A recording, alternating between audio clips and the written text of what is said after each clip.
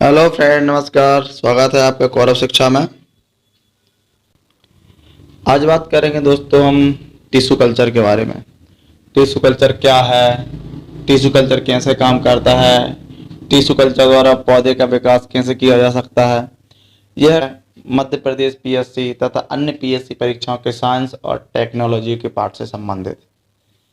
दोस्तों यहाँ से 3 नंबर, 6 नंबर के प्रश्न या दो से अधिक क्वेश्चन को ज्वाइंट करके 15 नंबर के प्रश्न पूछने की अधिक संभावना बन जाती है। तो हम देखेंगे इसमें टिश्यू कल्चर को हम कैसे करेंगे, इसके लाभ क्या होंगे, इसकी हानियाँ क्या होंगी। आइए डिस्कस करते हैं टिश्यू कल्चर को। टिश्यू कल्चर, टिश्यू कल्चर या ऊतक संवर्धन, टिश्यू कल्चर या ऊतक संवर्धन। ऊतक संवर्धन एक ऐसी प्रक्रिया या तकनीक है। कैसी? ऊतक संवर्धन एक ऐसी प्रक्रिया या तकनीक है जिसमें पौधे की वृद्धि कोशिकाएं जड़, तना, पत्ती को पृथक करके अलैंगिक विधि से निश्चित ताप एवं दाब पर विशेष पात्रों में रखकर संवर्धन किया जाता है। इसका अर्थ यह है कि अगर ऊतक को हम अगर टिश्यू कल्चर को करेंगे तो इसके लिए सबसे पहले तो किसी पौधे को लेंगे और पौधे की उन कोशिकाएं जो वृद्धि कर रही हैं, अर्थात जो नई पत्ती आई है पौधे में उस पत्ती को लेंगे, जो नई पत्ती आएगी उसको, या कहीं से आपने देखा होगा कि कहीं से छोटा सा तना निकलता है तो उस तने को, लेकिन मोटे तने को नहीं लेंगे क्योंकि मोटे तने में वृद्धि रुक जाती है। या हम उस जड़ को लेंगे जो वृद्धि कर रही है और जड़ के उस अग्रभाग यानी आगे वाले भाग को लेंगे। बीच जड़ को नहीं ले सकते क्योंकि बीच जड़ समानतः वृद्धि नहीं कर पाती, और ना ही तने का बीच वाला भाग लेंगे जो वृद्धि करने में असमर्थ है। हम तने का अग्रभाग लेंगे या जो छोटी सी नई पीकन निकलती है या नया तना, छोटा सा तना निकलता है, हम वहां से एक सेल को लेंगे, एक कोशिका को लेंगे और उस कोशिका को लैब में, ये सब प्रक्रिया लैब में होंगी, उस कोशिका को लेकर एक निश्चित ताप रहेगा, निश्चित दाब रहेगा तथा विशेष प्रकार के पात्रों में रखकर अलैंगिक विधि द्वारा, ध्यान रहे यह बहुत ही महत्वपूर्ण है, अलैंगिक विधि, अलैंगिक विधि से निश्चित ताप और दाब पर रखकर संवर्धन यानी होता है कि किसी चीज को संरक्षण देना या उसका विकास करना, देख रेख में संवर्धन। इस विधि में कृत्रिम तरीके से पौधे की विकसित करना ऊतक संवर्धन या टिश्यू कल्चर कहलाता है। कृत्रिम इसलिए क्योंकि यह प्राकृतिक तौर पर नहीं हो रहा है, यह प्राकृतिक तौर पर बिल्कुल नहीं हो रहा है। इसे लैब में वैज्ञानिकों द्वारा, मानवों द्वारा नए तरीके से बनाया जा रहा है, यानी ये प्रकृति के विरोधाभास कह सकते हैं। यह वैज्ञानिकों की अपनी खोज के द्वारा ही विकसित किया जा रहा है। सामान्यतः एक निश्चित समय के बाद बहुकोशिकीय जीवों के अधिकतर ऊतकों में एक समय सीमा के, यानी कि अगर हम देखें तो एक निश्चित समय रहता है, 10 साल, 20 साल, 50 साल, 100 साल या जितना भी टाइम हो, किसी भी बहुकोशिकीय जिनमें बहुत सी कोशिकाएं पाई जाती हैं, यानी कि जिनमें अनेक कोशिकाएं पाई जाती है, एक कोशिकीय नहीं होना चाहिए, बहुकोशिकीय जीव या पौधों में अधिकतर ऊतकों में एक समय सीमा के बाद वृद्धि रुक जाती है, यानी कि उनमें वृद्धि नहीं होती। इसलिए मैंने कहा है कि हम टिश्यू वहां से लेंगे जहां से वृद्धि हो रही है, यानी कि नई पत्ती रहेगी या पुरानी पत्ती बिल्कुल नहीं रहेगी, नई पत्ती रहेगी तथा उनकी संख्या में वृद्धि नहीं होती है तथा मुख्य भाग शरीर से बाहर निकलने के बाद कोशिका अधिक समय तक जीवित नहीं रहती। अगर हम मोटे तना को ले भी लेते हैं, अगर ले भी लिया तो क्या होगा कि उसकी जो कोशिकाएं हैं वो वृद्धि नहीं कर सकती क्योंकि उनकी कोशिका में वृद्धि नहीं होती। इस कारण से वह वहीं पर ही वृद्धि रुक जाएगी और पौधा नष्ट हो जाएगा तथा निश्चित ताप और दाब पर विशेष पात्र रखकर संवर्धन किया जाता है। वृद्धि रुक जाती है कोशिकाएं अधिक समय तक जीवित नहीं रह सकती हैं, जिस कारण उनकी संख्या में वृद्धि नहीं होती है तथा ऊतक संवर्धन द्वारा इस कमी को पूरा किया जा सकता है। कहने का अर्थ यह है कि कुछ पौधे ऐसे हैं जो बहुत समय बाद फल देते हैं, 12 साल बाद भी फल आता है किसी किसी पौधे में, 10 साल बाद फल आते हैं, 6 साल बाद फल भी आते हैं। लेकिन उस समय क्या होता है कि जब ये फल इतने समय बाद आते हैं, अगर बाई चांस किसी इस समय अवधि के बीच में किसी पौधे को काट दिया जाता है तो क्या होता है कि वह पौधा विलुप्त होने की कगार पे आ जाता है, अर्थात विलुप्त होने की संभावनाएं बढ़ जाती हैं। लेकिन टिश्यू कल्चर के द्वारा हम उस पौधे के क्लोन क्लोन कह सकते हैं या नया पौधा विकसित करके ऐसी समस्या से निजात पा सकते हैं। अब ऐसा इसलिए है क्योंकि जब वो पौधा 10 साल तक रहेगा तो हो सकता है कि उसकी वृद्धि कोशिकाओं में जो उसकी कोशिका में उसकी वृद्धि होने की संभावना कम हो जाए या वृद्धि रुक जाए या वृद्धि रुक ही जाती है। तो टिश्यू कल्चर के द्वारा इस कमी को पूरा किया जा सकता है। ऊतक संवर्धन का प्रयोग बहुमूल्य पौधे की संख्या बढ़ाने, बहुमूल्य पौधे वही पौधे जो कि आज विलुप्त होने की कगार पर आ गए हैं, या आयुर्वेदिक पौधे जिनका उपयोग अधिक मात्रा में हो रहा है, जैसे चंदन है और चंदन के पेड़ बहुत कम हो रहा है, और ऐसी और भी बहुत बहुमूल्य पौधे हैं जिनकी संख्या दिन प्रतिदिन कम होती जा रही है। तो हम इस विधि द्वारा उन पौधों को विकसित कर सकते हैं। रसायन परीक्षण, आनुवंशिकी का अध्ययन आदि में भी किया जा सकता है, अर्थात आनुवंशिकी सुधार में भी इसका बहुत ही अच्छा उपयोग किया जा सकता है और रासायनिक परीक्षण में भी इसका उपयोग किया जा सकता है। टिश्यू कल्चर की क्रियाविधि क्या होती है, कैसे होता है टिश्यू कल्चर, ये भी थोड़ा आप समझते हैं कि सबसे पहले पौधे की वृद्धि कोशिका से जड़, जैसे हम कोई भी पौधे की वृद्धि कोशिका लेंगे, चाहे वह जड़ हो, तना, पत्ती हो, कुछ भी हो जो वृद्धि कर रही है, हम उन कोशिका को लेंगे और उन कोशिकाओं को लेकर एक जो पोषक पदार्थों का बना होता है एक जेल रहेगा जो पोषक पदार्थों का बना होगा, हम उस जेल में रख देंगे। आप देख रहे होंगे ये पौधा है, या तो इनकी जड़ या तना या फिर ये नई पत्ती, इसको लेकर इस जेल में रख देंगे और जब जेल में रख दिया जाता है तो उसमें छोटा सा कुछ समय पश्चात, क्योंकि उसमें सभी पोषक पदार्थ तो रहते हैं, जब वह पोषक पदार्थ को ग्रहण करता जाता थोड़ा सा बड़ा हो जाता है, जब वह कोशिका बड़ी हो जाती है उसमें विभाजन प्रारंभ हो जाता है, तो उस कंडीशन में उसे कैलस कहते हैं। कैलस क्या बोलते हैं? कैलस। उसमें पौधे कोशिका को रख देते हैं और जब कैलस थोड़ा सा इसमें जब पौधे वृद्धि करने लगता है तो उसे कैलस कहते हैं और फिर हार्मोन्स द्वारा जड़ तना विकसित करते हैं और फिर नियंत्रित अवस्था में उसे मृदा में रोप देते हैं। जब यह कैलस में पहुंचा पौधा, या इसे कैलस बोलने लगे, जब जेल में डाला थोड़ा बड़ा हुआ, इसमें वृद्धि हुई तो यह कैलस बन गया और कुछ हार्मोन्स जो वृद्धि हार्मोन्स रहते हैं उनको डाला जाता है कृत्रिम तरीके से और थोड़ा सा इसमें बड़ा हो जाता है और जिस तरह से इसमें थोड़ी सी जड़ निकली, थोड़ा सा अंकुरित हुआ, तो इसको पुनः मृदा में रोपित कर दिया जाता है। लेकिन अभी बताऊं, यह प्रक्रिया एक नियंत्रित अवस्था में होती है जिसमें कंट्रोलिंग अवस्था रहती है, देख रेख में होती है और फिर उस मृदा में रोपने के बाद उसको विकसित कर लिया जाता है। जैसे कि हम उदाहरण लें गाजर का, हमने गाजर की कोशिका ली, ठीक है, जब हमने कोशिका ली और हमने इसमें माध्यम में रखा, कौन से माध्यम में? उस माध्यम में जिसमें न्यूट्रिशन है।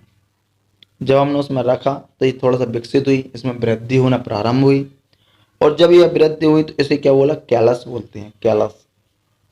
और हम इस कैलस को उठा के इसमें प्लांट कर दिया। सब नियंत्रित ताप और दाब में हो रहा है प्रक्रिया। अब हम डिस्कस करते हैं जीन उपचार या जीन थेरेपी क्या है, जीन थेरेपी के क्या लाभ हैं, जीन थेरेपी कैसे होती है, जीन थेरेपी वर्तमान में ट्रेंड में क्यों है या चलन में, इससे क्या क्या सुधार हो सकते हैं, क्या क्या आनुवंशिकी में परिवर्तन हो सकता है, क्या क्या आनुवंशिक बीमारियों को नष्ट किया जा सकता है या हमेशा के लिए मिटाया जा सकता है, किस तरीके से जीवों, जो अन्य जीव हैं जो मनुष्य के, किस तरीके से लाभदायक होंगे, कैसे हम जीवों की नस्ल में सुधार कर सकते हैं, इस सारा का सारा जीन थेरेपी पे डिपेंड करता है। तो हम डिस्कस करते हैं जीन थेरेपी क्या है।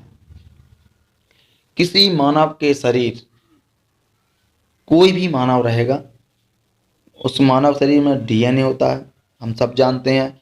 डीएनए की संरचना डबल हेलिक्स मॉडल की होती है और उसमें जो क्षार हैं, यूटीजीसी जो क्षार होते हैं, वो क्षार जुड़े रहते हैं एक दूसरे से बॉन्ड के माध्यम से, वहीं पे पाए जाते हैं जीन। और वही जीन, वही जो कण होता है, जो जीन होता है, वही आनुवांशिक वाहक होता है। तो डीएनए से विकारी जीन, यानी जो डिफेक्टिव जीन होता है, जीन थेरेपी, हम जीन थेरेपी पढ़ रहे हैं, जीन नहीं पढ़ रहे, बस थोड़ा समझ लें कि जीन क्या होता है।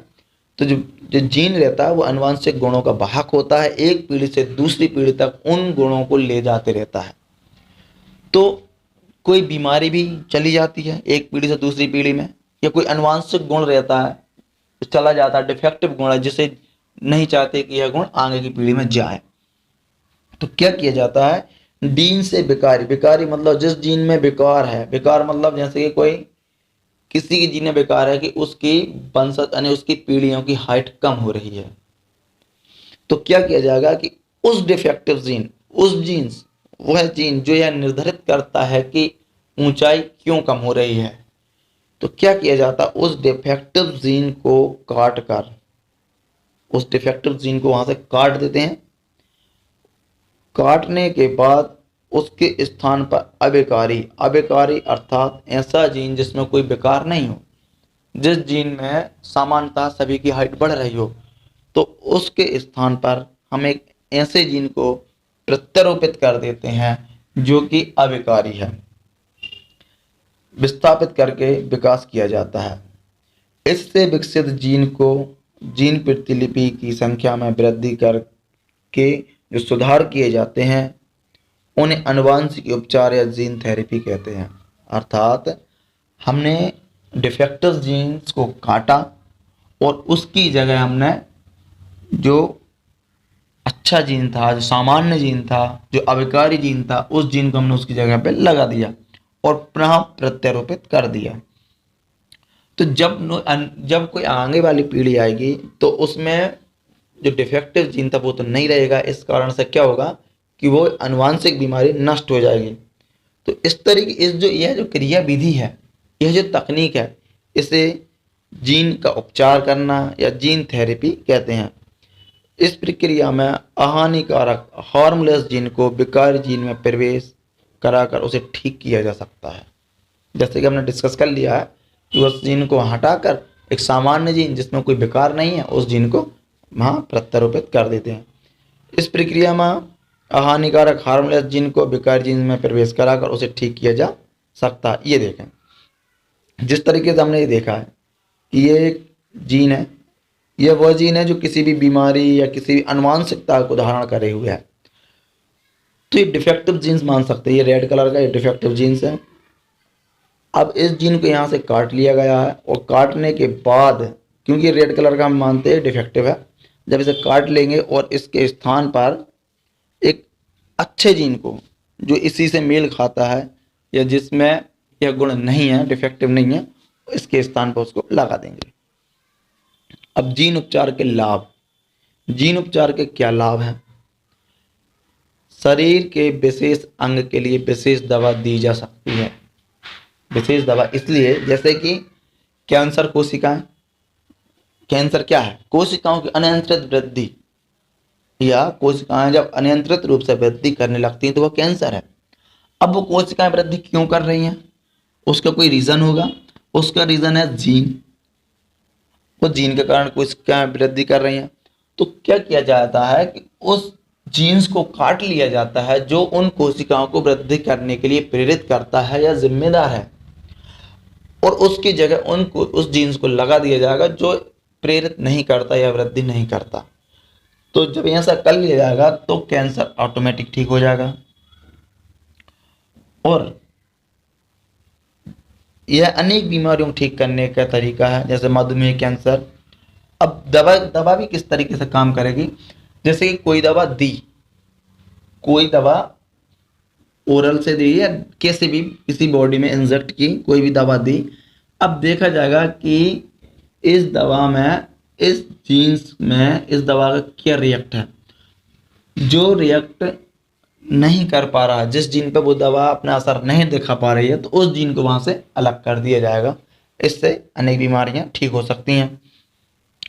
शरीर में लाभदायक उत्पाद बनाने में रक्त तंत्रिका में, जैसे कि चूहा है, चूहे में मानव के ऐसे जीन्स को डाल दिया जाए जो मानव के रक्त बनाती हैं कोशिकाएं।